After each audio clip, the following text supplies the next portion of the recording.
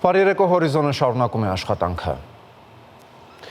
Վարչապետ Նիկոլ Փաշինյանն աշխատանքային այցով Եգիպտոսում է։ Վարչապետը Ամերիկայի Միացյալ Նահանգների նախագահ Դոնալդ Թրամփի եւ Եգիպտոսի նախագահ Աբդել Ֆաթահ Աս-Սիսիի հրավերով Շարմ էլ-Շեյխ քաղաքում մասնակցում է Մերձավոր Արևելքի խաղաղության գագաթնաժողովին։ Միջոցառման շրջանակում վարչապետը կարճատև զրույցներ է ունեցել տարբեր երկրների առաջնորդների հետ։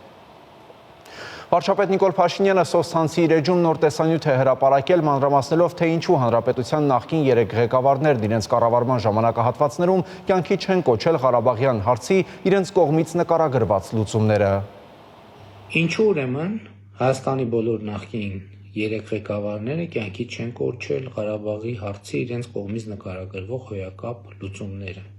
Սրա համար կարող է լինել երկու տարբերակ։ Առաջինը, որ նրանք ցուցաբերել են հանցավոր անգործություն,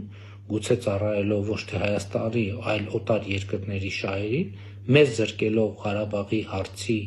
հոյակապ լուծումից կամ լուծումներից, եւ երկրորդ տարբերակը, որ նրանց կողմից նկարագրվող այդ հոյակապ լուծումները պարզապես մտավարժանքի վրա հիմնված քաղաքական խաբեություն են եւ դրանց իրագործումը երբեք էլ հնարավոր չի եղել։ Ուրիշ տարբերակ պարզապես չկա։ Վաղը աշխատանքային այցով Հայաստան կժամանի ԵԱՀԿ գործող նախագահ Ֆինլանդիայի արտաքին գործերի նախարար Էլինա Վալտոնենը։ Արտաքին գործերի նախարարությունում կկայանա Հայաստանի արտաքին գործերի նախարար Արարատ Միրզոյանի հետ հանդիպումը, որին կհաջորդի համատեղ մամուլի ասուլիսը։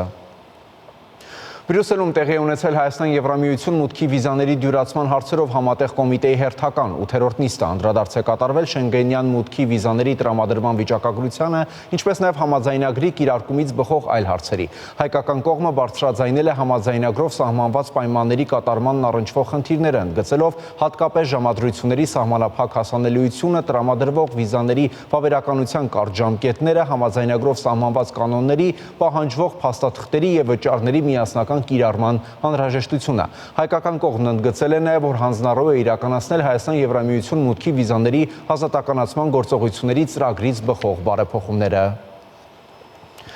Ազգային ժողովի ֆինանսավարկային եւ բյուջետային հարցերի մշտական հանձնաժողովի այսօրվա նիստում առաջին ընթերցմամբ քննարկվել է պետական պարտքի մասին օրենքում փոփոխությունների նախագիծը, որով առաջարկվում է վերանայել պետական պարտ հասկացությունը, որում բացառելով կենտրոնական բանկի արտաքին պարտքն ու պետական երաշխիքը եւ ներառել համայնքների պարտքը։ Օրենսդրական նախաձեռնության ընդունման նպատակն է ապահովել պետական պարտքի ոլորտի կարգավորման արդիական համակարգ միջազգային ֆինանսական կառույցների կողմից կիրառվող չափանիշներին համարժեք։ Նախագիծը ներկայացրել է ֆինանսների նախարարի տեղակալ Ավագ Հավանեսյանը, ապա պատասխանել է պատգամավորների հարցերին։ Ինչ պատկեր հիմա կունենա մեր այսպես ասած պարտքը, ինչ փոփոխություն է տեղի ունենալու եւ արդյոք նախագիծը, որը շուտով ներկայացվել է ազգային ժողով, արդեն իսկ նոր հաշվարկի նոր պատկերի հիման վրա է ներկայացվելու։ Շնորհակալություն։ Պարտքերը հետևյալ ձևով է փոխվելու, մոտ 2%-ով մեր պետական պարտքը նա ցուցանիշը իջնելու է, հիմնականում կենտրոնական բանկի պարտավորությունների հաշվին եւ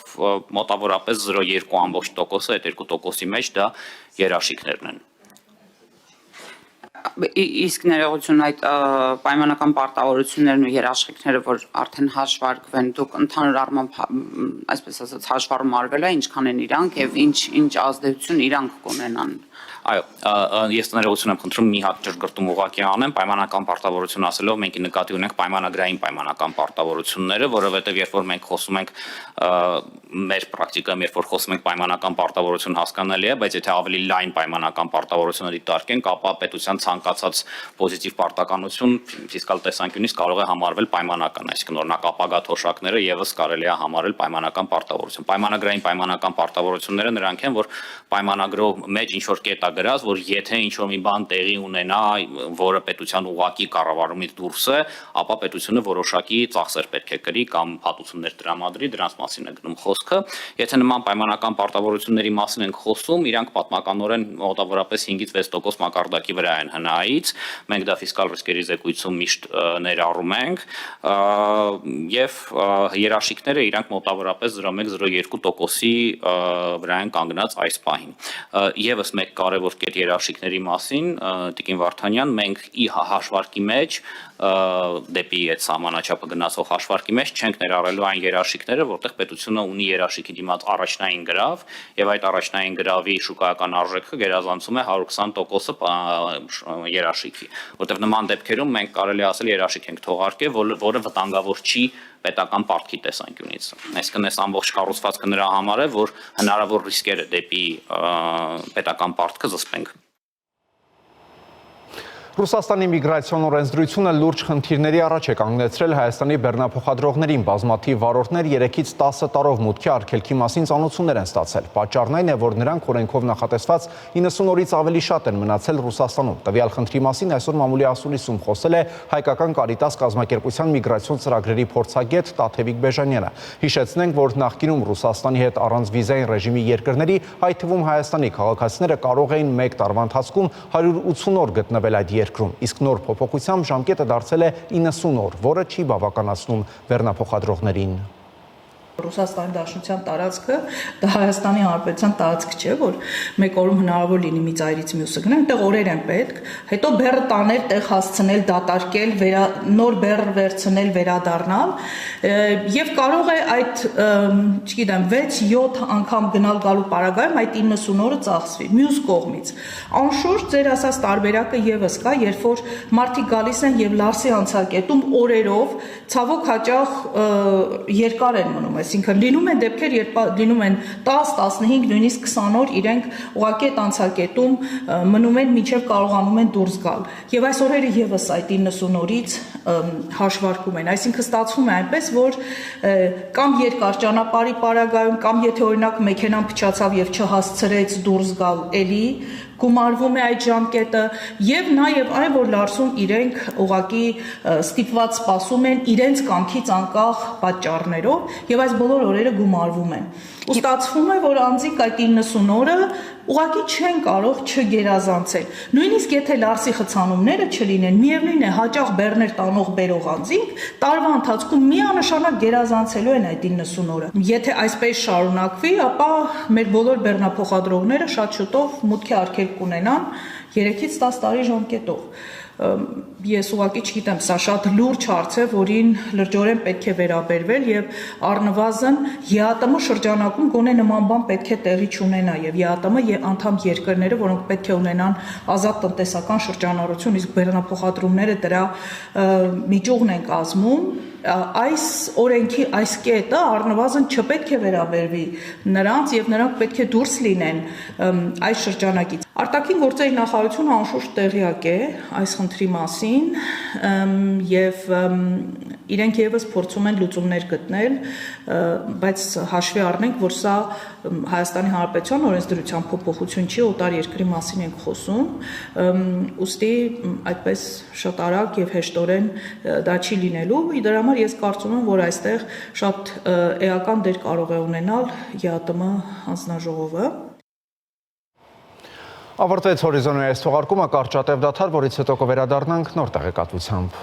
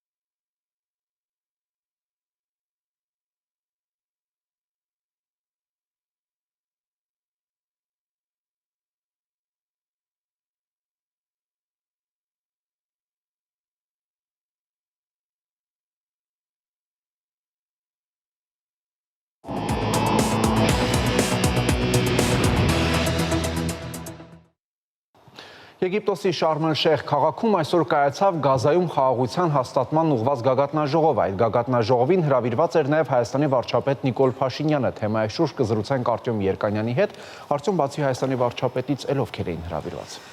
Այս դեպքում հրավիրողները այս ֆորումի համանախագահողներն են, այսինքն Միացյալ Նահանգներն ու Եգիպտոսը, եւ հրավիրվածների թվում աշխարհի 20 առաջնորդներ են եւ իհարկե պատվաբեր է լինել մի շարքում Գերմանիայի, Ֆրանսիայի, Մեծ Բրիտանիայի, Էմիրությունների ղեկավարների հետ, հա, նաև ՄԱԿ-ի գլխավոր քարտուղարներ լինելու Եվրախորհրդի նախագահը եւ այլն։ Նշեմ, որ Ռուսաստանը հրավիրված չէ, փոխարենը հրավեր ուղարկվել է Իրանի նախագահին, ով չի ընդունել այս հրավերը։ Համասը չի մասնակցելու, քանի որ ահաբեկչական է ճանաչված ամբողջ աշխարհում, թեև խոսքը հենց Գազայում խաղաղության մասին է, ամենայն հավանականությամբ Գազայի փոխարեն այդ խաղաղ համաձայնագիրը կստորագրի միջնորդը, հավանաբար դա կլինի Քաթարը կամ մեկ այլ ծոցի երկիր։ Պաղեստինի վարչակազմը ներկայացված է առաջին դեմքով, Մահմուդ Աբբասը հրավիրված է, Նետանյահուի մասնակցության հարցը մինչև վերջին պահը հարցական էր։ Ի սկզբանե հայտարարվել էր, որ Իսրայելի վարչապետը չի կարողանա մասնակցել այս գագաթնաժողովին եւ դա պատճառաբանում էր նրանով, որ հոկտեմբերի 13-ին երեկոյան սկսվում է հուդայական Սիմխաթ Տորա կրոնական այդ տոնը, բայց պարզ է, որ դա ընդամենը պատճառաբանություն է։ Տեղեկատվական արտահոսքներ եղան այն մասին, որ չի բացառվում, որ վերջի պահին այնուամենայնիվ Իսրայելի վարչապետը միանա եւ մասնակցի եւ թե իբր դա կապված է նրանից, թե ինչ բովանդակության կունենար Թրամփի այսօրվա Քնեսետում ունեցած ելույթը։ Կարծես թե Նետանյահուն գոհ էր Թրամփի ելույթից, բայց այդպես էլ չհաստատվեց Եգիպտոս նրա մեկնելը։ Իդեպ հատկանշական է, որ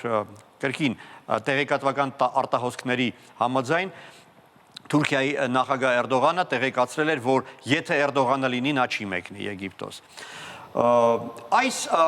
գագաթնաժողովը իսկապես խոստանում է պատմական դառնալ, քանի որ եթե ստորագրվի, այսինքն երբ ստորագրվի այդ համաձայնագիրը, այն հիմքը կստեղծի հաջորդ քայլերի համար։ Վերջին տասնամյակների ընթացքում առաջին անգամ Իսրայելի պաշտոնական ներկայացուցիչ շուրթերից հնչել է հայտարարություն այն մասին, որ Իսրայելը միգուցե պատրաստ լինի ճանաչել Պաղեստինի պետականությունը։ Այդ մասին հայտարարությամբ հանդես եկավ Եվրամիությունում Իսրայելի պաշտոնական ներկայացուցիչը, եւ դա իսկապես կարելի է այսպես փոքր սենսացիա համարել, որը կարծում եմ շատ ավելի լուրջ հետևանքներ կունենա եւ այդ քայլերին արժի սպասել շուտով։ Իսկ ինչով էր պայմանավորված Հայաստանի վարչապետին ուղղված հրավերը։ Դա իհարկե բոլոր իմաստներով դրական երևույթ է, այն վկայում է այն մասին, որ Հայաստանը արդեն ընկալվում է ոչ միայն որպես նախկին խորհրդային պետություն, ոչ միայն որպես հարավային Կովկասի պետություն, այլ նաև մեծ մերձավոր արևելքի մասը կազմող պետություն։ Իհարկե Թրամփին կարևոր է, որպեսզի այս գագաթնաժողովին ներկա լինեն Հայաստանի եւ Ադրբեջանի ղեկավարները, որպես օրինակ իր կողմից հաշտեցման բերած հայ ինչ-որ խնդրի լուծած խնդիր։ Իդեպ նշեմ, որ այս պաղեստինյան Գազայի վերաբերյալ այս գործարքի գլխավոր հեղինակը, բանակցորդը եղել է հենց նույն այն Ստիվ Վույթկոֆը, որը համարվում է այդ TRIP նախագծի գլխավոր ճարտարապետ։ Թրամփի համար կարևոր էր ստեղծել Ալիևին եւ Փաշինյանին հանդիպման համար նոր հարթակ, քանի որ վերջին հարթակը, որում նրանք հանդիպել են, Թրամփի համար իհարկե այդքան էլ հաճելի հարթակ չէր եղել, վերջին անգամ նրանք հանդիպել էին ԱՊՀ գագաթնաժողովում Դուշանբեում հոկտեմբերի 10-ին։ Այս միջոցառումը Հայաստանի եւ Ադրբեջանի ղեկավարները իհարկե կրկին օգտագործեցին հանդիպելու համար, ոչ պաշտոնական հանդիպում է եղել, նրանք զրուցել են, իդեպ նաև նրանց հետո միացել է Պակիստանի վարչապետ Շահբազ Շարիֆը։ Նշեմ, որ Հայաստանը ունի բնական շահեր այդ մերձավոր արևելյան տարածաշրջանում, Առնվազն 1.5 հազարամյակի պատմություն ունի հայկական ներկայությունը այդ տարածաշրջանում, ինչը հավանաբար հաշվի են առել Հայաստանի վարչապետին այդ կարևոր միջոցառմանը հրավիրելիս։ Իդեպ ժամանակին հենց Երուսաղեմի հայկական թաղամասի պատկանելիության հարցն է եղել գլխավոր վիճելի հարցերից մեկը 2000 թվականի Քեմփ-Դեվիդյան բանակցությունների ժամանակ, երբ Բարաքին եւ Արաֆատին այդպես էլ չհաջողվեց այդ հարցի վերաբերյալ համաձայնության գալ, չնայած Բիլ Քլինթոնի բոլոր միջնորդական ջանքերին։ Եվ եթե Հայաստանի դիվանագիտությունը ճիշտ օգտագործի այն, որ Հայաստանը հրավիրված է այս միջոցառմանը, միգուցե Հայաստանի իրավունք կարողանա ունենալ ներկա գտնվելու նաև Երուսաղեմի ապագա կարգավիճակի վերաբերյալ անխուսափելի բանակցություններին։ Այսինքն, եթե սկսվում է ինչ-որ հաշտեցման պրոցես, բնական է, որ հաջորդ փուլերից մեկում ուշ թե շուտ կհնարկվելու է նաև Երուսաղեմի կարգավիճակի հարցը, իսկ Հայաստանը այս դեպքում եւս ձայնի իրավունք պահանջելու այսպես հիմք կունենա։ Նշեմ, որ եւ Պաղեստինը եւ Իսրայելը գնահատում են հայկական ներկայությունը տարածաշրջանում, հայկական համայնքի դերն ու նշանակությունը, եւ դրա դրսևորումներից մեկը կարծում եմ այն է, որ Պաղեստինի ղեկավարը երկրի արտգործնախարար է նշանակել մեր հայրենակցուհի Վարսեն Աղաբեկյանին, իսկ Իսրայելի վարչապետը կառավարության պաշտոնական ներկայացուցիչ է նշանակել նույնպես մեր հայրենակցուհի Շոշ Բեդրոսյանին։ Արդյոք Իլհամ Ալիևին հրավիրել էին պարզապես պարիտետը պահպանելու համար։ Չեմ կարծում, որ միայն դրա պատճառով, թեև Ադրբեջանի նախագահի օգնական Հիկմետ Հաջեևը ասել է, որ Ալիևին ուղղված հրավերքը ապացուցում է այն, որ Ադրբեջանի տարածաշրջանային աշխարհաքաղաքական նշանակությունը շարունակում է աճել։ Իհարկե, եթե Հայաստանի վարչապետին հրավերք չլներ, Ալիևին չէր լինի, բայց կարելի է ասել նաև հակառակը, հա, նրանք միասին են հետաքրքիր Թրամփի համար։ Բայց ամեն դեպքում Իսրայելը նաև սեփական բնական շահերը ունի այդ տարածաշրջանում, ադրբեջանական պետական նավթային կորպորացիան նավթային գազային պրոյեկտներ ունի Իսրայելում եւ հավանաբար Թրամփը նաեւ հույս ունի հրավիրելով Ալիևին այս միջոցառմանը, որ Ադրբեջանը կմասնակցի գազայի վերականգնողական ծրագրերին, համենայն դեպս գոնե ֆինանսավորման ձևով։ Իդեպ նաեւ կարեւոր է նկատել, թե ով ում է դիմավորել օդանավակայանում, դա եւս վկայում է այն մասին, թե ինչպես է հրավիրող կողմը ընկալում հրավիրված հյուրին։ Օրինակ Էրդողանին օդանավակայանում դիմավորել է անձամբ Եգիպտոսի նախագահ Սիսին, Հայաստանի վարչապետին դիմավորել է ավիացիայի նախարարը, իսկ Ադրբեջանին սպորտի նախարարը։ Կարծում եմ այնուամենայնիվ ավիացիան կառավարությունում ավելի կարևոր է, քան սպորտը։ Շնորհակալություն Արցուն։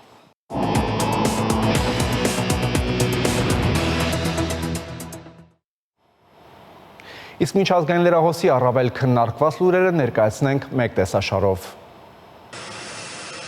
Այսօր առավոտյան ԱՄՆ նախագահ Դոնալդ Թրամփը ժամանել է Իսրայել։ Նա պետք է ելույթ ունենա Քնեսեթում եւ անձամբ հայտարարի Գազայի հատվածում պատերազմի ավարտի մասին։ Նա կլինի ԱՄՆ առաջին նախագահը 2008 թվականից ի վեր, որը ելույթ կունենա Իսրայելի խորհրդարանում։ Ջորջ Բուշ կրսերը դա արել էր նրանից առաջ, հայտնում է BBC-ն։ ԱՄՆ նախագահ Դոնալդ Թրամփը նաև հայտարարել է, որ ԱՄՆ զինված ուժերը մինչև 200 զինվոր են ուղարկել Իսրայել հրադադարի պահպանմանը մասնակցելու համար։ Համասը Կարմիր խաչին է հանձնել իսրայելցի պատանդների առաջին խմբին, որոնք ավելի քան 2 տարի պահվել էին Գազայի հատվածում։ Սա խաղաղության համաձայնագրի հիմնական դրույթն է, որը հիմք է հանդիսանում 2023 թվականի հոկտեմբերին Իսրայելի վրա հարձակումից հետո Գազայի հատվածում սկսված պատերազմի ավարտի համար։ Ազատ արձակումը տեղի ունենալու 2 փուլով։ Այսօր առավոտյան Թել Ավիվի պատանդների հրապարակում հայտարարվել է 7 պատանդների անունները։ Ավելի ուշ Իսրայելի պաշտպանության բանակը հայտնել է, որ ազատ արձակված պատանդները ժամանել են Իսրայելի տարածք, որտեղ նրանք պետք է նախնական բժշկական զննում անցնեն։ Իսրայելական լրատվամիջոցների եւ Ալ Ջազիրայի հաղորդմամբ կենթանի պատանդների փրկության երկրորդ փուլը տեղի կունենա Գազայի հարավում։ Իսրայելի պաշտպանության բանակը հայտարարել է, որ Կարմիր խաչն արդեն իսկ ճանապարհին է դեպի երկրորդ հանդիպման վայրը։ 20 ողջ եւ 28 մահացած պատանդների փոխարեն Իսրայելը պետք է ազատ արձակի մոտ 250 պաղեստինցի բանդարկյալների, որոնք ցմահ ազատազրկման են դատապարտվել իսրայելական բանտերում։ Բացի այդ, Իսրայելը պետք է ազատ արձակի եւս 1700 պաղեստինցիների, որոնք ձերբակալվել էին Գազայի հատվածում։ Պատանդների եւ պաղեստինցի բանդարկյալների ազատ արձակումից հետո կողմերը պետք է սկսեն բանակցություններ Թրամփի 20 կետանոց խաղաղության ծրագրի մնացած կետերը կյանքի կոչելու համար։ Ալաղ Ալաչյան, Օրիզոն։ Ֆրանսիայի նախագահական պալատը երեկ հայտարարել է հրաժարականից օրեր հետո երկրի վարչապետի պաշտոնին վերադարձած Սեբաստիան Լեկորնյուի կառավարության կազմը։ Ժան-Նոել Բարոն վերստին ստացել է արտաքին գործերի նախարարի պաշտոնը, զինված ուժերի նախարար է դարձել աշխատանքի նախկին նախարար Կատրին Վոտրենը։ Ներքին գործերի նախարար է նշանակվել Փարիզի ոստիկանության ներկայացուցիչ Լորան Նունինեսը։ Իրենց պաշտոններին են վերանշանակվել արդարադատության, էկոնոմիկայի և ֆինանսների, ինչպես նաև մշակույթի նախարարները։ Հիշեցնենք, որ հոկտեմբերի 10-ին Ֆրանսիայի նախագահ Էմանուել Մակրոնը վարչապետի պաշտոնում կրկին նշանակել էր Լեկորնյուին, ով մեկ ամսից քիչ պաշտոնավարելուց հետո հոկտեմբերի 6-ին հրաժարական էր տվել վարչապետի պաշտոնից։ Բացահայտիր Հայաստանը երկնքից, օդապարիկներ Երևանի երկնքում, տոնական միջոցառումներ մայրաքաղաքի տարբեր վայրերում, իսկ վերջում նաև մեծ համերգ Հանրապետության սրտում։ Այս ամենը տեղի են ունեցել Էրեբունի Երևան 2807 տոնակատարության շրջանակներում։ Էրեբունի Երևան 2807 տոնակատարությունն այս տարի մեկնարկեց օդապարիկների թռիչքով։ Բացահայտիր Հայաստանը երկնքից օդագնացության միջազգային փառատոնի սկիզբը Էրեբունի պատմահնագիտական արգելոց-թանգարանի հարակից տարածքից էր։ Միջոցառումը կազմակերպել էր Skyball ընկերությունը Երևանի քաղաքապետարանի հետ համագործակցությամբ և Էկոնոմիկայի նախարարության զբոսաշրջության կոմիտեի աջակցությամբ։ Փառատոնի բացմանը ներկա էր Երևանի քաղաքապետի տեղակալ Լևոն Հովհաննիսյանը։ Երևանցիների ու քաղաքի հյուրերի համար նախատեսված այս նախաձեռնությունը տարեցտարի ընդլայնում է մասնակցության աշխարհագրությունը։ Այն այս տարի համախմբել է օդաչուների բազմաթիվ երկրներից։ Մայրաքաղաք Երևանը երեկ դարձավ 2807 տարեկան։ Տոնական միջոցառումների մեկնարկը տրվեց դեռ վաղ առավոտից տոնական հեծանվաերթով։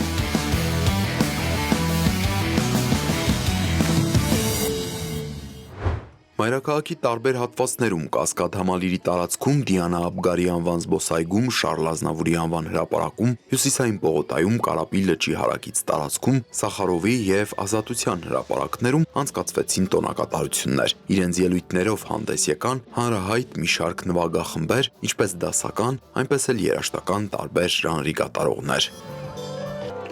Երևանը քո տունն է, ամեն առավոտ, երբ քաղաքն արթնանում է, նրա շունչը զգացվում է քո քայլերում, քո ժպիտում։ Օրվա առիթով Երևանի քաղաքապետն ահա այս տողերով էր իր ուղերձը սկսել։ Քաղաքի կյանքը սկսվում է հենց քեզնից, քո գործից, քո պատասխանատվությունից ու սիրուց նրա հանդեպ։ Դու պարզապես չես ապրում Երևանում, դու կառուցում ես այն, ամեն օր, ամեն քո քայլով։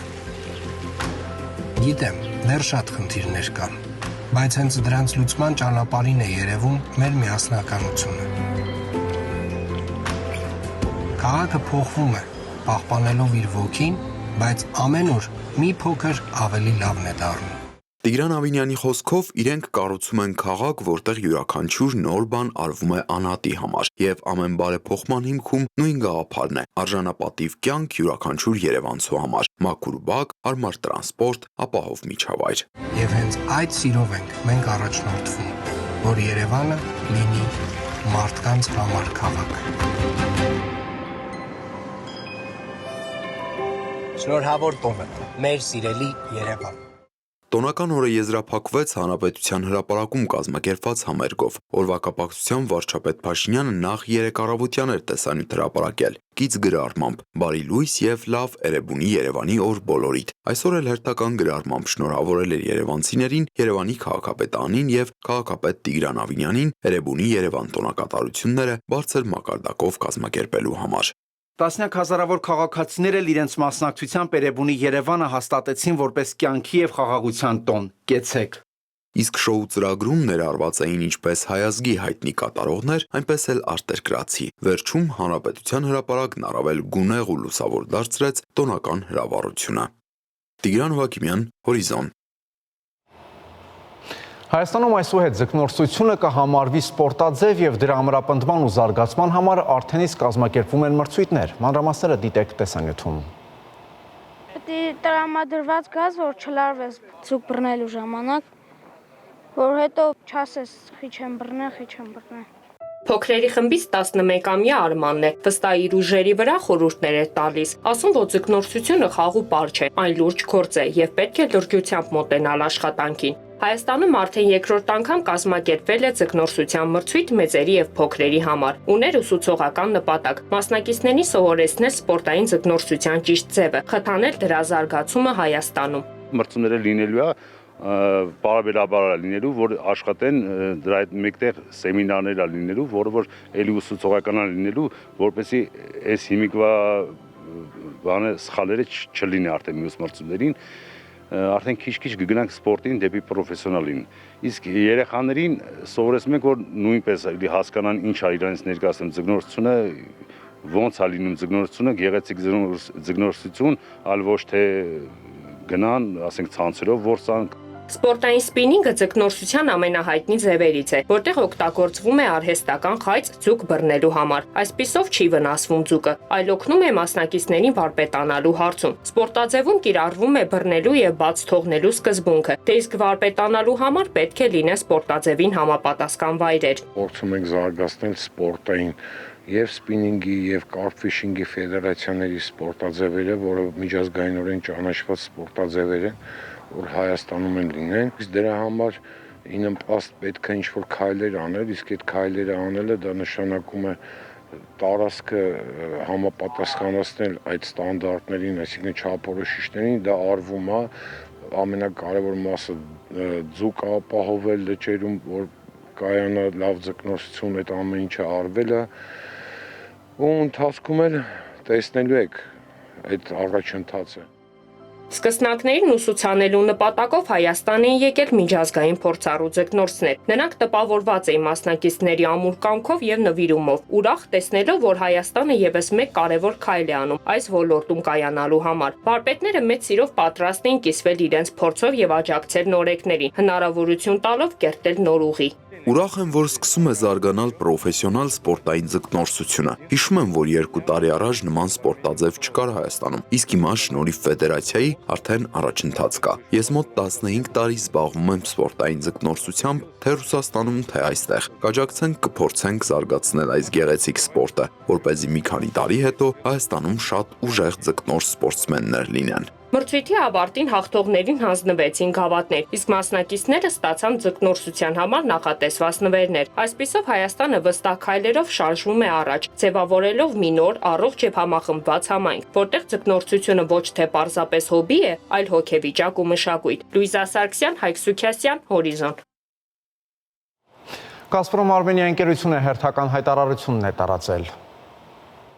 Գազպրոմ Արմենիա ընկերությունը տեղեկացնում է, որ պլանային աշխատանքներ իրականացնելու նպատակով հոկտեմբերի 14-ին ժամը 13-ից մինչև ժամը 18-ը կդադարեցվի Սյունիքի մարզի Կապան քաղաքի ազատամարտիկներ թաղամասի գազասպառողների, ժամը 10-ից մինչև ժամը 19-ը Գեղարքունիքի մարզի Այրիվան, Լճապ, Ծովազարդ բնակավայրերի, ժամը 9-ից մինչև ժամը 18-ը Լոռու մարզի Լոռութ, Մարց, Խարինչ, Չկալով, Դեբետ բնակավայրերի գազասպառողների գազամատակարարումը։ Ընկերությունը հայցում է գազասպառողների ներողամտությունը եւ խնդրում պահպանել անվտանգության պահանջները։ Գազամատակարարման դադարեցումների մասին տեղեկատվություն ստանալու համար բաժանորդագրվեք Գազպրոմ Արմենիա ընկերության Տելեգրամի ալիքին։